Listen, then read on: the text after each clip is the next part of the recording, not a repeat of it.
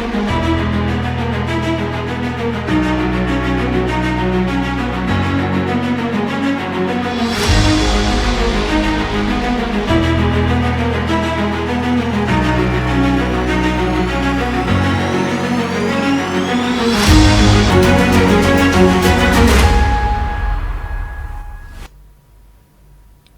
मैं राहुल मिश्रा। आप देख रहे हैं जेएमडी न्यूज का खास कार्यक्रम जीत के दावेदार।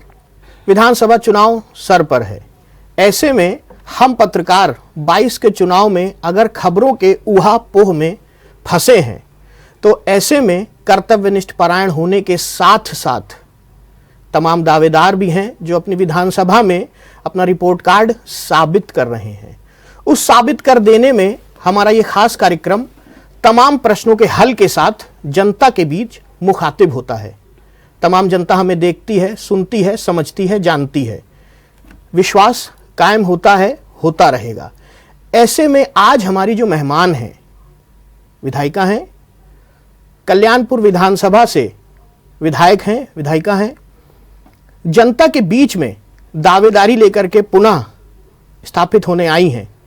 क्या कहना है, क्या सुनना है, प्रश्नों के माध्यम से हम रूबरू होंगे और जनता सुनेगी, जानेगी। मंत्री पद भी है, क्या कुछ जिम्मेदारी निभा चुकी हैं और क्या कुछ निभाना बाकी है। वोट बैंक बताएगा, वोट बताएगा। लेकिन आज हम प्रश्न करेंगे, जानेंगे कि ऊंट लगभग किशोर करवट लेकर के बैठने जा रहा है। मैम, बहुत बहुत स्वागत है आपका। धन्यवाद। जेएमडी के मंच पर वो क्या कुछ उपलब्धियां जो सरकार से जुड़ी आप लेकर के आई हैं और आगे क्या क्या उन पे क्रियान्वयन करना है? देखिए, सबसे पहले तो मैं अपने जेएमडी न्यूज़ चैनल को बहुत बहुत आभार ज्ञापित करना चाह रही हूं कि उनके माध्यम से मैं अपने क्षेत्र के लोगों के सामने अपनी बात रख पाने का एक अवसर पा रही हूं। 2017 के अंदर जब भारतीय जनता पार्टी ने इस विश्वास के साथ कि कल्याणपुर विधानसभा के लोगों के लिए जो भारतीय जनता पार्टी की रीति नीति से ओत-प्रोत माननीय मुख्यमंत्री योगी आदित्यनाथ जी के नेतृत्व वाली उत्तर प्रदेश के अंदर सरकार बन रही है, उस सरकार की जो जन कल्याणकारी लोक हितकारी योजनाएं हैं, उन योजनाओं का लाभ कल्याणपुर विधानसभा के एक एक जन तक, एक एक परिवार तक कैसे पहुंचेगा, इस जिम्मेदारी से बांधने के लिए कैंडिडेचर घोषित किया। उस जिम्मेवारी के साथ मैं जुड़ी और पहली बार, जैसे आज मैं आपके चैनल के माध्यम से बात कर रही हूं, उस समय भी कई सारे चैनल नामांकन के समय सामने आए और उन्होंने सवाल किया कि क्या आपके सामने रोड मैप है विधानसभा के लिए, आपकी वरीयताएं क्या हैं। उस समय जो बात मैंने कही थी, जो संकल्प कल्याणपुर विधानसभा की लोगों की सेवा के लिए जो रास्ता मैंने चुना था, वो था कि जो कल्याणपुर विधानसभा है वो महानगर की सीमावर्ती विधानसभा है। यहाँ के लोग बहुत बड़ी संख्या में, बहुत बड़े एरिया में अमानवीय परिस्थितियों में रह रहे हैं। सीवर लाइन और जल भराव दो एक ऐसी मूलभूत आवश्यकताएं जो इस विधानसभा की, और जिसके कारण लोग बहुत परेशान थे। मैंने संकल्प उस समय लिया था कि मैं ये दो जो मूलभूत आवश्यकताएं हैं, इन आवश्यकताओं की संपूर्ति की दिशा में प्रयास करके और ये सुविधा जो इसेंशियल है ये लोगों तक कैसे मुहैया हो। आज जब मैं आपके चैनल के माध्यम से बात कर रही हूं और कोरोना जैसी सदी की सबसे बड़ी वैश्विक त्रासदी 22 महीने जिसमें हमने अपनी सारी जो कामों की श्रृंखला थी उसकी वरीयता को बदलने का काम किया, प्राणों की रक्षा और मेडिकल इंफ्रास्ट्रक्चर पर हम डाइवर्ट हुए, उसके बावजूद कल्याणपुर विधानसभा के अंदर 2017 के अंदर जो नमामि गंगे था, सम्मानीय प्रधानमंत्री जी का एक बहुत महत्वाकांक्षी ड्रीम प्रोजेक्ट, और कानपुर बहुत विशेष, और कल्याणपुर के अंदर गंगा जी के किनारे का हिस्सा कल्याणपुर विधानसभा से जुड़ता था। लेकिन मैं आज बहुत जिम्मेदारी के साथ कह रही हूं कि बड़ी विडंबनापूर्ण परिस्थिति थी कि 2017 के अंदर एक भी इंच 2017 के अंदर कल्याणपुर विधानसभा क्षेत्र का हिस्सा नमामि गंगे के किसी प्रोजेक्ट के अंदर सीवर लाइन की दृष्टि से लक्षित नहीं था और उसके अंदर वो उसके टारगेट के अंदर शामिल नहीं था। और आज 88 किलोमीटर सीवर लाइन 5 वार्डों के अंदर, और वो आज जब मैं आपसे बात कर रही हूं तो इस विधानसभा के अंदर पड़ चुकी है। और जल भराव की जिस समस्या से लोग परेशान रहते थे, जगह जगह पर उसके कारण बीमारियों का साम्राज्य फैलता था, तो 13 से 14 जो बड़े नाले हैं अलग अलग स्थानों के अंदर हैं। हम आवास विकास 3 जब देख रहे हैं, रफाका नाला जब देख रहे हैं, जब पांडु नदी का उफान जब देख रहे हैं, ज़्यादा बारिश जब देख रहे हैं, कई कई रातें कई कई दिन लोग उस जल भराव के अंदर फंसते थे। आज रफाका नाला व्यवस्थित होने के कारण उस जल भराव की स्थिति से मेरा आवास विकास पूरा सुरक्षित हो चुका है। जब हम मकड़ी खेड़ा का एरिया देख रहे हैं तो बड़े छोटे नाले के माध्यम से मकड़ी खेड़ा के भी बड़े हिस्से को हम जल भराव की समस्या से, अभी कुछ हिस्सा वहां पर बाकी है जिसको पूरा किया जाना अभी बाकी है, वो हम पूरा कर चुके हैं। NRI का जो नाला है वो हम व्यवस्थित कर चुके हैं। विकास नगर मार्केट जो है चिड़ियाघर चौराहे से कनेक्ट होती थी, वहाँ जल भराव की समस्या से लोग त्रस्त रहते थे, वहाँ नाले के माध्यम से उस समस्या से लोगों को निजात मिल चुकी है। जल भराव की स्थान स्थान पर ऐसे कई पॉकेट्स थे, चाहे हमारा वो गोवा गार्डन हो, एक बहुत विकट समस्या थी। बड़ा एरिया उस कल्याणपुर गोवा गार्डन के अंदर आज समवेल के माध्यम से और उस समवेल के स्थान के आसपास की सड़क के जो नालियां हैं, वो ड्रेनेज वहां समवेल पर पहुंच करके उस गोवा गार्डन की समस्या, जल भराव की समस्या से लोग उस कष्ट से मुक्ति पाएंगे, उसकी व्यवस्था आज सुनिश्चित हो चुकी है। चाहे साहेब नगर का नाला हो, तो जल भराव जो एक बहुत बड़ी समस्या कल्याणपुर विधानसभा की थी, सीवर लाइन एक बहुत बड़ी जो समस्या थी उस दिशा में, चाहे वो रतनपुर कॉलोनी हो, एक काम करने का उस दिशा के अंदर प्रयास किया है। इंफ्रास्ट्रक्चर की दृष्टि से जब हम देख रहे हैं तो एक बहुत बड़ा हिस्सा, क्योंकि ये नवविकसित क्षेत्र है महानगर का कल्याणपुर विधानसभा, इसमें सघनता जनसंख्या की वो बढ़ती ही जा रही है और उस बढ़ती हुई जनसंख्या के अनुपात में जो आवश्यक इंफ्रास्ट्रक्चर की सुविधाएं हैं उनका बढ़ना भी बहुत आवश्यक है। और इस दिशा में रतनपुर में जाते थे, परिवारों में जाते थे तो दिया जैसा लो वोल्टेज की समस्या थी, बच्चे लालटेन के साथ और बल्ब के साथ पढ़ाई करते थे। आज जो रतनपुर कॉलोनी है, 50,000 से ज़्यादा की पॉपुलेशन है, उसके अंदर 250 से ज़्यादा पोल्स के माध्यम से 28 किलोमीटर ABC लाइन के माध्यम से 33 kVA का पूरा वहाँ पर जो सब स्टेशन है बिजली का, और न सिर्फ रतनपुर कॉलोनी बल्कि विकास नगर, हमारा जो कल्याणपुर सब स्टेशन है, ये ऐसे 4 सब स्टेशन ये कल्याणपुर विधानसभा को पूरा जो उसकी जो बिजली की आवश्यकता थी, वोल्टेज की आवश्यकता थी, उसकी बढ़ोतरी की दिशा में ये बड़ा है। 1400 से ज़्यादा 1,500 करीब पोल्स नए, इस त्रासदी के बावजूद ये जो आवश्यकता थी वो नए पोल इस विधानसभा के अंदर लगे हैं। पीने के पानी की जो समस्या है बहुत बड़ी और गंभीर समस्या है।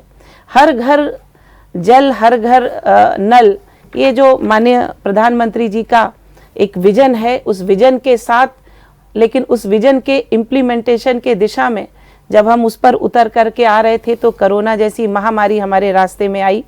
लेकिन इसके बावजूद 28-29 सबमर्सिबल विद टंकी अलग अलग पॉकेट्स के अंदर विधानसभा के अंदर लगाने का काम किया। 450 से ज़्यादा हैंड पंप्स, क्योंकि उसको रोकने का काम किया। भूगर्भ जल प्रदूषित था, हम शोधित जल पाइप के माध्यम से घरों में नल पहुंचाना चाह रहे थे, उसको थोड़ा सा हतोत्साहित करने का प्रयास के बावजूद 450 नल लगाने का प्रयास किया है। लखनपुर हो, विकास नगर का, ऐसी 2-3 पॉकेट्स जिसके अंदर पाइपलाइन के माध्यम से भी साफ पानी पहुंचाने की योजना को आगे बढ़ाने का हमने काम किया है। जी कल्याणपुर विधानसभा मैम, एक भरपूर समय एक प्रश्न के बाद दिया। मैंने 2007 में पत्रकारिता शुरू की और जहां तक मुझे ज्ञात है आपकी माँ शायद वहां से विधायिका थी। जी जी। चमरवन पूर्वा का टोला मुझे आज भी स्मरण में आता है, जहां डूडा सेल से मेरी ही खबर एक निजी चैनल के माध्यम से चलने के बाद वो डूडा सेल से क्षेत्र पास हुआ था। जल भराव इतना था कि सड़कें ऊपर थी, मकान नीचे थे।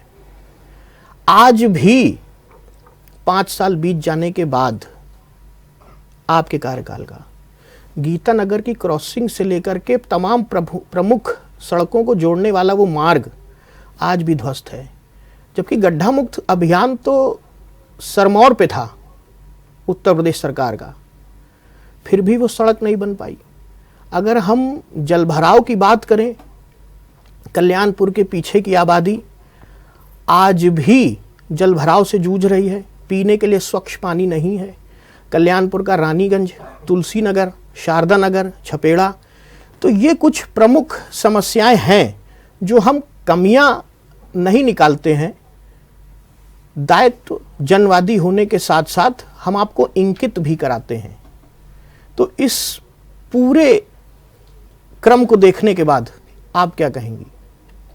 आपको बताते हुए मुझे थोड़े से संतोष का अनुभव हो रहा है अभी, क्योंकि जो पिछला 6 महीना बीता है वही एक 6 महीना पिछले 3 साल में ऐसा बीता है जो वायरस के प्रकोप से हम थोड़ा सा कम थे और डेवलपमेंट की तरफ ध्यान दे पा रहे थे। आचार संहिता लगने से 2 दिन पहले, क्योंकि सम्माननीय मुख्यमंत्री जी ने जो पारदर्शिता युक्त भ्रष्टाचार मुक्त एक व्यवस्था बनाई है, टेंडरिंग की जो व्यवस्था बनाई है, विकास कार्यों के सत्यापन का और धरातल पर उतरने की पूरी जो रणनीति बनाई है, उस प्रोसेस के कारण 60 से 70 दिन का समय, और ये जो सड़क आप गीता नगर क्रॉसिंग से हरी गर्ल्स हॉस्टल के बीच की बता रहे हैं, बहुत कठिनाई में ये सड़क थी। लगातार इसके लिए और जितनी ज़्यादा दिन बारिश हुई है तेज़ी से, उसमें इस सड़क का हाल और ख़राब हुआ है।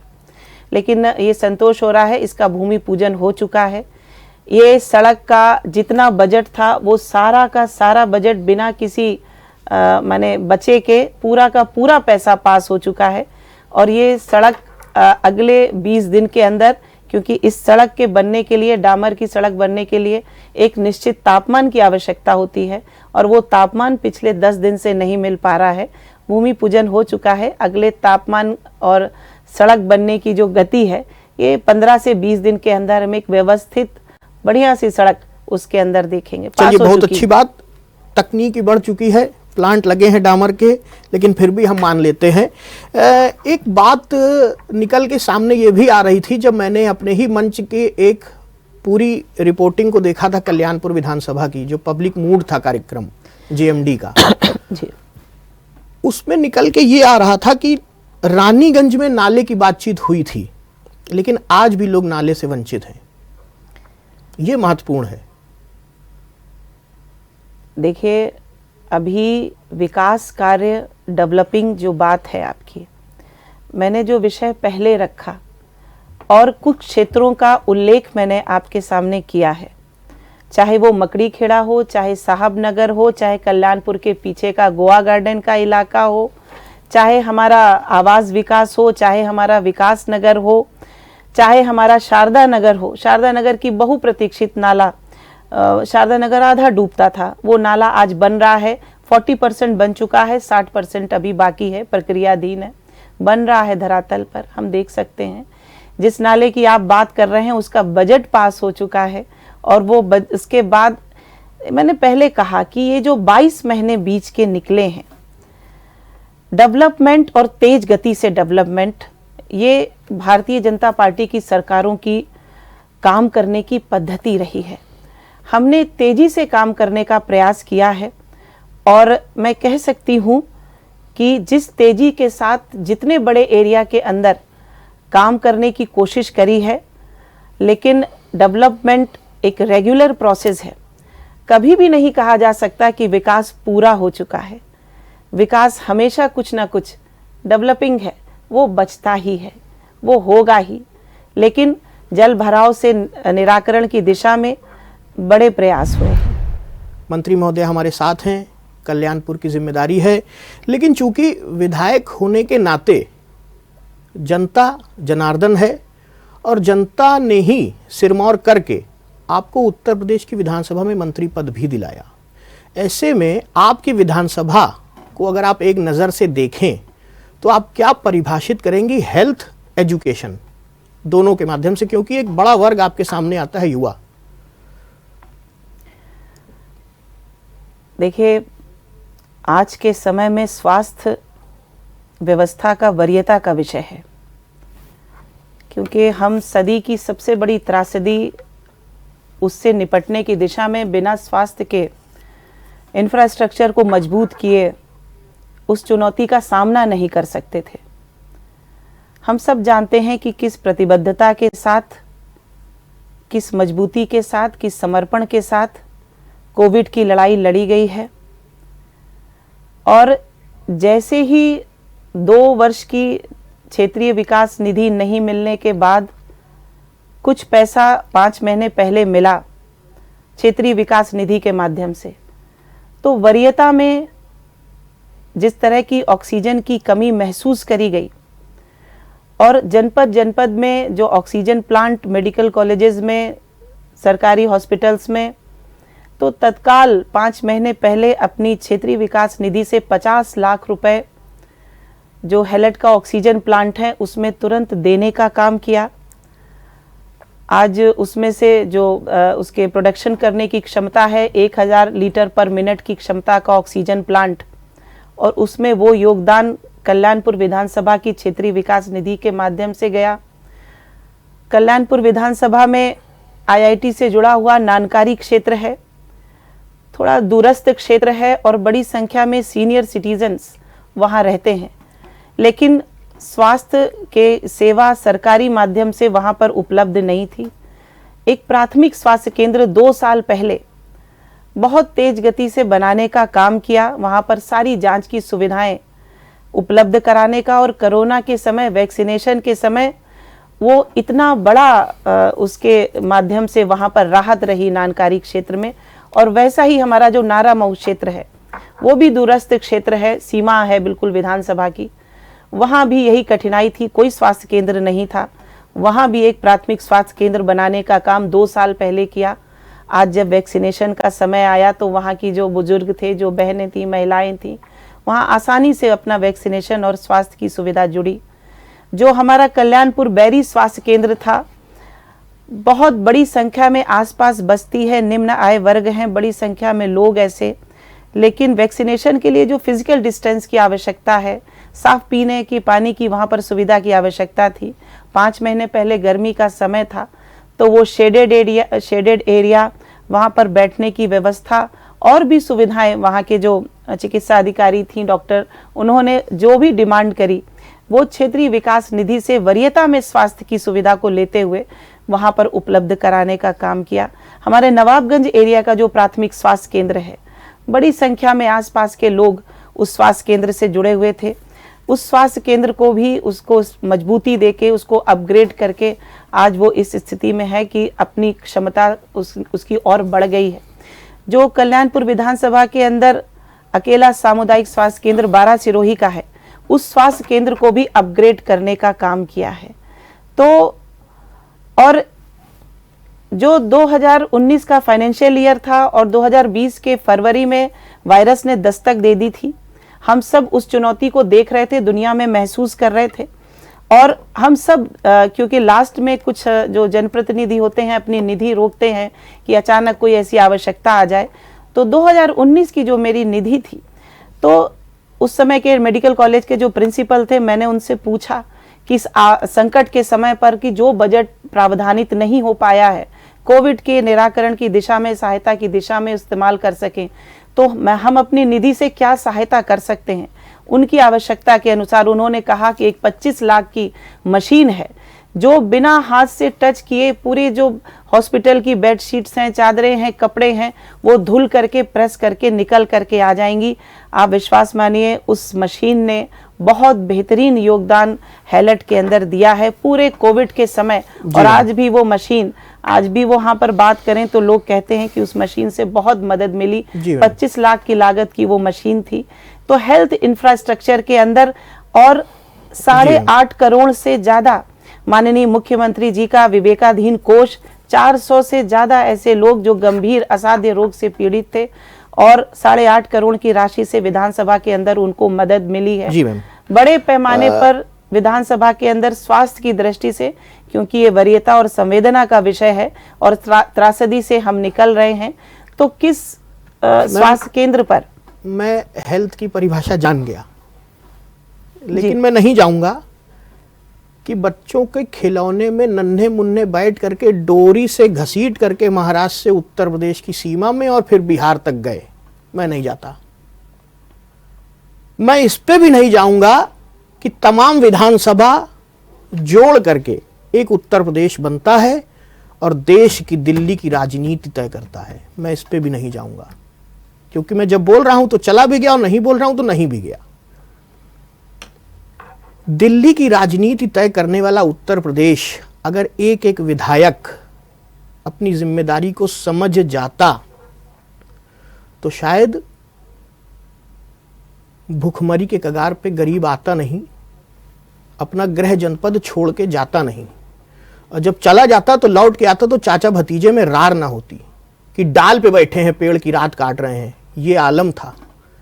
मैं हेल्थ पे नहीं जाता, लेकिन मैं वो 5 चीजें आपसे जान लेना चाहता हूं अंतःगत्वा, क्योंकि समय की एक मर्यादा है, कार्यक्रम और आगे बढ़ेंगे।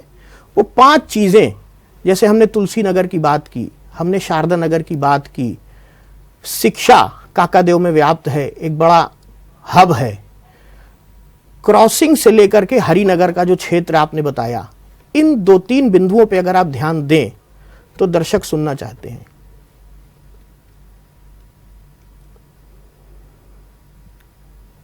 शिक्षा का प्रश्न ये मूल भी है, वर्तमान भी है और भविष्य भी है। आज अगर भारतीय जनता पार्टी के किसी जनप्रतिनिधि से शिक्षा का प्रश्न होगा तो आज इस देश के अंदर, प्रदेश के अंदर, मोहल्ले में, गली में जो शिक्षाविद है, शिक्षा मर्मज्ञ है और शिक्षा को लेकर जिनको कष्ट की अनुभूति होती है और शिक्षा का जो हाल इस उत्तर प्रदेश के अंदर था, कल्याणपुर विधानसभा उत्तर प्रदेश के अंदर है, जो पॉलिसीज बनती हैं एजुकेशन को लेकर वही इंप्लीमेंटेशन हमारी विधानसभा के अंदर होता है।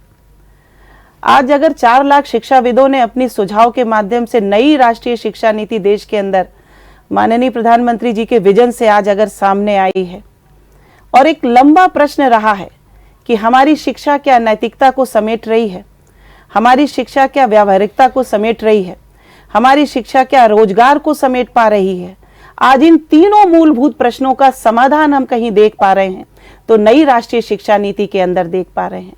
आज अगर हम छत्रपति शाहू जी महाराज विश्वविद्यालय को कानपुर के अंदर देख रहे हैं, ऐसे ही उत्तर प्रदेश के अंदर सारी स्टेट यूनिवर्सिटीज से लेकर प्राइवेट यूनिवर्सिटीज को लेकर देख रहे हैं। शिक्षा के अंदर इनरोलमेंट को लेकर के हम आज अगर देख रहे हैं विजन, तो अगर नई राष्ट्रीय शिक्षा नीति आई है, शिक्षा नीति के अंदर आमूल चूल परिवर्तनों की जो मांग लगातार इस देश के अंदर से उठती रही है शिक्षा मर्मज्ञों के माध्यम से, उनके समाधान के रूप में नई राष्ट्रीय शिक्षा नीति को शिक्षा मर्मज्ञों ने स्वीकारा है। आज अगर ग्रेजुएशन लेवल पर लास्ट के 6 मंथ में प्रैक्टिकल एजुकेशन पर और उसकी स्किल को कैसे हम प्रैक्टिकली माच सकते हैं, तो आज हर एक यूनिवर्सिटी, केवल कानपुर यूनिवर्सिटी नहीं, उत्तर प्रदेश की हर एक यूनिवर्सिटी ने अपने आसपास के जो कंसर्निंग जो प्रमुख प्रतिष्ठान है, प्रमुख उद्योग हैं, उन सारे उद्योगों के साथ, उद्यमियों के साथ, इंडस्ट्रीज के साथ अपना कोलैबोरेशन किया है। और इस कोलैबोरेशन के माध्यम से जो इंटर्नशिप है लास्ट की 6 मंथ की, जो कंपलसरी कर दी गई, और ना सिर्फ उच्च शिक्षा के अंदर, कक्षा 9 से ये बात शुरू हो रही है, क्योंकि ये उम्र थोड़ी पीछे खिसक करके आई है। ये 14-15 साल से बच्चे के अंदर उसका स्किल दिखाई देने लगता है और नई राष्ट्रीय शिक्षा कक्षा 9 से वो दिशा तय करने की बात कर रही है। आज एजुकेशन का माहौल बदला हुआ है। एजुकेशन को स्किल अप करके, और ह्यूमन रिसोर्स का हब हमारा गीतानगर कैसे बन सकता है।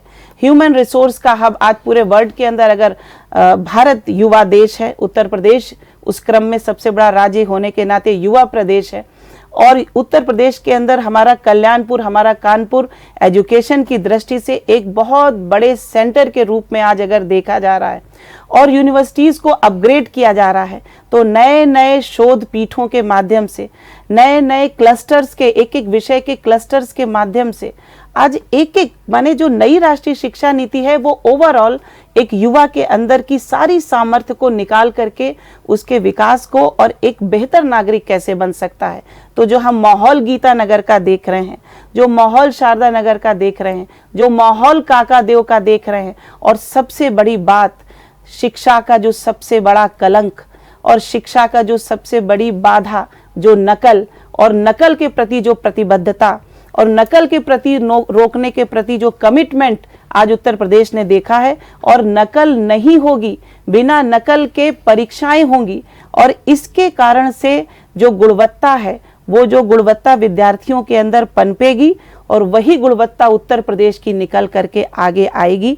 हमने देखा है, ऐसा उत्तर प्रदेश देखा है कि एक एक भवन पर चारों तरफ से बोर्ड लगे हैं और एक बिल्डिंग में 4 कॉलेज चल रहे हैं। ठीक बात। और जब आज हमने उसको कनेक्ट किया है आधार कार्ड के माध्यम से, एक एक चीज को ट्रांसपेरेंसी से लेने की बात करी है, तो एजुकेशन वो रास्ता है, जैसा मैंने पहले कहा था, ये मूल भी है, वर्तमान भी है और भविष्य भी है। आज उत्तर प्रदेश का युवा इस बात से आश्वस्त है कि अगर वो रात दिन जग करके मेहनत से पढ़ाई करेगा तो किसी मंत्री के घर से कोई सूची नहीं आएगी। ट्रांसपेरेंट व्यवस्था से उसकी जो सामर्थ्य है, जो जगह है, जो उसकी योग्यता है, उसके अनुरूप उसको अवसर मिलेगा। वो व्यवस्था आज युवा ने उत्तर प्रदेश के अंदर देखी है। आज अगर मेडिकल एंट्रेंस की, इंजीनियरिंग एंट्रेंस की उस हब के रूप में हम देख रहे हैं, तो बड़े सवालों के घेरे में ये सारी प्रतियोगिताएं आती थी। आज लोग आश्वस्त हैं, अगर कोई गलती भी करेगा तो 36 घंटे के अंदर, 24 घंटे के अंदर सारे के सारे जेल के अंदर होंगे। तो बेईमानी नहीं हो सकती, गलत नहीं हो सकता। गुणवत्ता के साथ, योग्यता के साथ जब न्याय होगा तो निश्चित है कि उत्तर प्रदेश की गुणवत्ता में भी वो निखार आएगा। खैर, समय की मर्यादा और विधानसभा से होते हुए पूरे प्रदेश का हमने नीलिमा जी के साथ भ्रमण किया। एजुकेशन एकदम ठीक, लेकिन फिर भी उत्तर प्रदेश में भर्तियां अटकी रहती हैं, लटकी रहती हैं। मैं नहीं जाता। स्वास्थ्य अपने आप में हाशिए पे रहा, लेकिन हाँ, वैश्विक महामारी थी, फिर भी उभर के आए, हम उस पे भी रहे। लेकिन एक जो हमारा प्रश्न था वो कहीं ना कहीं अछूता रहा कि वो 5 विषय क्या रहे जिस पे आप विधानसभा का चुनाव सामने लेकर के जनता के सामने जा रही हैं। एक आपने एजुकेशन बताया, हेल्थ बताया, बकाया अभी बाकी हैं। जो सबसे पहला है वो कानून व्यवस्था है, और किसी भी शासन की व्यवस्था के आंकलन की जो पहली वरीयता रहती है वो लॉ एंड ऑर्डर रहती है। और लॉ एंड ऑर्डर की जहां तक बात है, माननीय योगी जी के शासन की जहां तक बात है, कल्याणपुर विधानसभा की जहां तक बात है, तो आज पूरे उत्तर प्रदेश के अंदर जो दबंग थे, जो अराजक थे, और जो अराजकता के माध्यम से स्वार्थ हित साध रहे थे, आज उन सब की बिल्कुल बोलती बंद है। वो कहीं छुपे हुए हैं, दबे हुए हैं। उनकी ताकत नहीं बन रही है कि वो निकल करके सामने आए, क्योंकि उन्हें मालूम है कि ये योगी जी का शासन है जहां पर कानून का राज है। और जिस तरह से मैं विशेष रूप से कहना चाहूँगी, महिला हूँ इसलिए और कहना चाहूँगी कि देश का पहला ऐसा राज्य बना जिसकी पहली कैबिनेट मीटिंग ऐसी बनी। उस पहली कैबिनेट मीटिंग में एंटी रोमियो स्क्वाड के गठन की जो घोषणा हुई, उसने सीधे सीधे स्पष्ट संकेत पूरे उत्तर प्रदेश के अंदर दे दिया था कि यहाँ पर अब जो 50% है, जो आधी आबादी है, उसकी सामर्थ्य, योग्यता, उसकी प्रतिभा और उसकी जो सबसे बड़ी आवश्यकता है कि जो उसको जिस परिवेश की आवश्यकता है, अगर लॉ एंड ऑर्डर सुरक्षित है, लॉ एंड ऑर्डर की स्थिति बहुत बढ़िया है, तो उसका जो प्रभाव है वो बहनों पर जिस प्रकार से पड़ना था वो हमने महसूस किया है, हर गली कोने के अंदर महसूस भी किया है। कल्याणपुर विधानसभा हो, पूरा उत्तर प्रदेश हो, किसी भी बेटी से पूछिए वो अंतर महसूस कर रही है। कानून के राज के बाद जो बेसिक इंफ्रास्ट्रक्चर है, बिजली की आपूर्ति है, बेरोजगारों के लिए रोजगार की उपलब्धता की जो परिस्थिति है और निवेश के लिए आकर्षित करती हुई जो संभावनाएं हैं, ये वो सारी संभावनाएं हैं। और इसके साथ साथ जो हमारे मूल, हमारी पहचान, हमारी संस्कृति, कल्याणपुर विधानसभा के अंदर जागेश्वर धाम बाबा का परिसर है, 300 वर्ष पुराना अखाड़ा है। आज अगर बाबा केदारनाथ उनका परिसर गरिमामय हो रहा है, अगर काशी कॉरिडोर गरिमामय हो रहा है, तो कल्याणपुर विधानसभा का बाबा जागेश्वर धाम का परिसर और वो अखाड़ा भी ठीक हो रहा है। ना वो ठीक हो रहा है, बल्कि उजियारी देवी मंदिर, जहां पर कहा जाता है कि सीता मैया ने अपने लव कुश का मुंडन कराया था और जहां हमारे प्रथम स्वाधीनता संग्राम के जो सेनानी थे वो बिठूर से निकल करके उजियारी देवी के बगल से आते थे। तो ये जो दो स्थान हैं, ये हमारे आध्यात्मिकता, हमारी ऐतिहासिकता, हमारी पहचान, हमारी संस्कृति, और इन दोनों स्थानों को जोड़ करके 1.5 करोड़ से भी ज्यादा की राशि इन दोनों की जो आभा है, जो इनकी स्थान की महिमा है, इसको व्यवस्थित करने के लिए, इसको संवर्धित करने के लिए, इनके सौंदर्यीकरण के लिए ये प्राविधानित हुआ है। और इनके माध्यम से जब कोई व्यक्ति बिठूर आएगा, पृथ्वी की धुरी देखने आएगा, जो सत्य सनातन परंपरा मानती है कि पृथ्वी की धुरी वो ब्रह्मखूटी है जो हमारे बिठूर में है, तो माता सीता जहां लवकुश का मुंडन कराने गई थी वहां भी लोग देखने आएंगे, बाबा जागेश्वर धाम भी आएंगे, और परंपरागत रूप से जो अखाड़ा ऐतिहासिक खेल को प्रोत्साहित करता हुआ वो स्थान है वो भी देखते हुए आएंगे।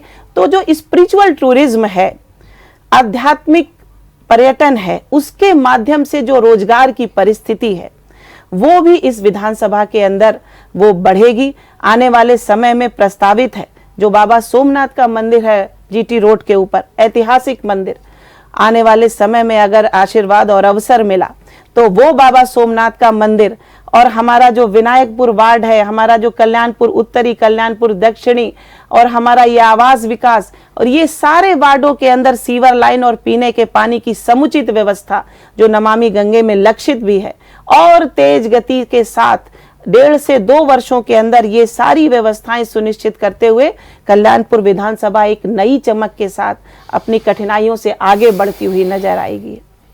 मैम, मेरे प्रश्न के बाद आपने क्राइम के आंकड़े पे नज़र लगाई, अंकुश, लेकिन इसी उत्तर प्रदेश में एनसीआरबी की रिपोर्ट है कि हर 16 मिनट में एक बेटी शर्मसार हो जाती है।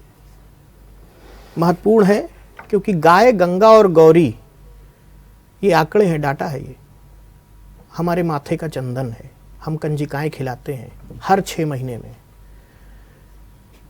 कथनी और करनी यहीं पे धरातल पे आकर के, चाहे हम हो चाहे कोई हो, नजरिया गड़बड़ाना नहीं चाहिए, नजरिया बताता है, तो ये भी एक जिम्मेदारी है। लेकिन साथ ही साथ एक जिम्मेदारी ये भी आ जाती है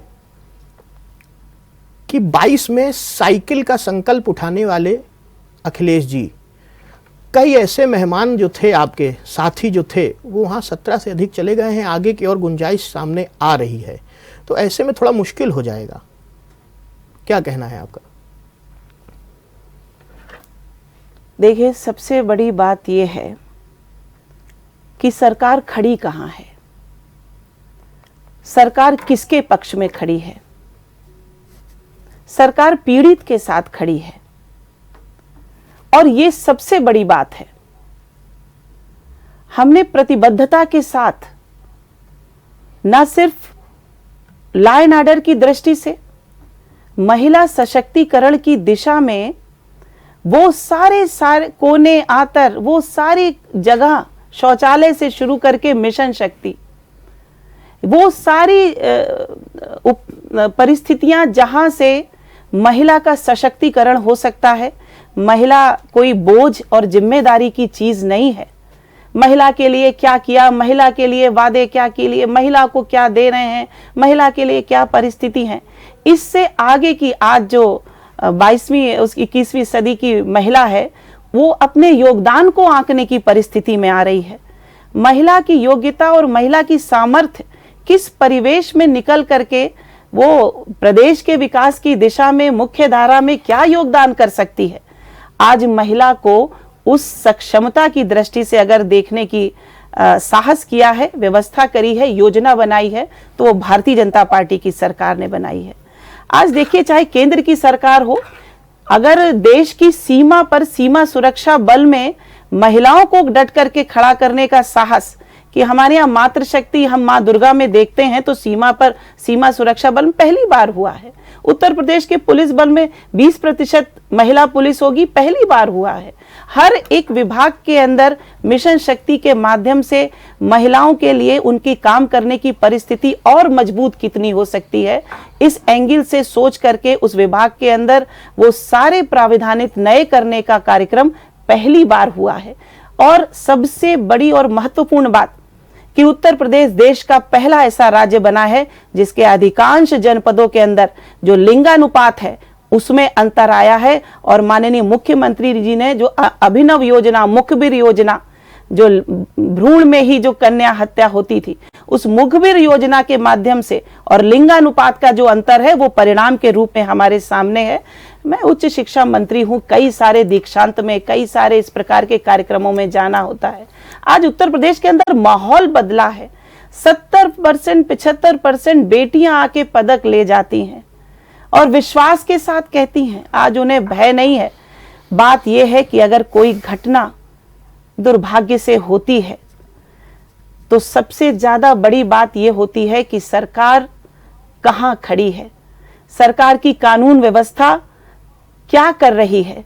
आज कभी भी, जो मैंने पहले कहा कि पहला ऐसा राज्य जिसकी पहली ऐसी कैबिनेट मीटिंग जिसके अंदर एंटी रोमियो स्क्वाड का गठन हुआ है, एक सोच वो है जो कहती है कि अगर युवा है, लड़का है, खड़ा है, मन आ गया तो कुछ कह दिया तो कितनी बड़ी बात है। और एक सोच है जो कहती है कि ये मेरी बेटी है, मेरी बहन है, मेरी माँ है, मेरी भाभी है, कोई इसको एक शब्द कह कर तो देखे उसका क्या हाल होता है। तो माननीय मुख्यमंत्री योगी आदित्यनाथ जी ने एक एक अपने प्रदेश की बेटी को अपनी बेटी जैसा महसूस करके जो एंटी रोमियो स्क्वाड का गठन किया था, उसका परिणाम आज सामने है कि लिंगानुपात में अंतर आया है।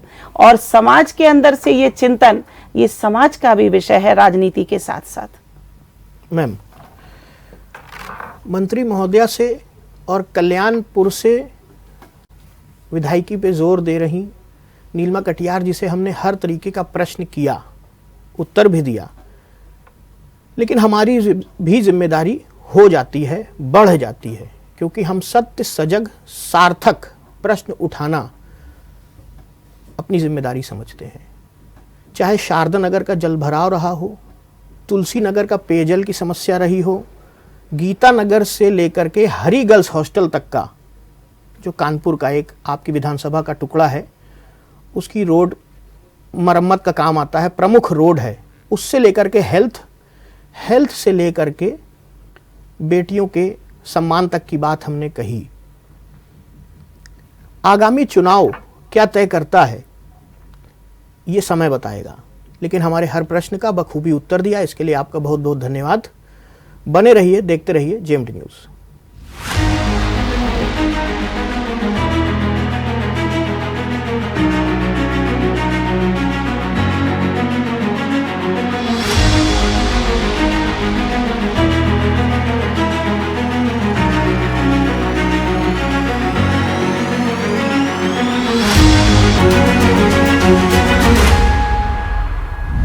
अगर आपको हमारा वीडियो पसंद आया हो तो हमें लाइक करें, सब्सक्राइब करें और ज्यादा से ज्यादा शेयर करें। और हाँ, बेल आइकॉन दबाना ना भूलें ताकि हर खबर का अपडेट आप तक पहुंचे तुरंत। आप हमें इंस्टा, ट्विटर और फेसबुक पर भी फॉलो कर सकते हैं। हमारी आईडी है @JMT News/।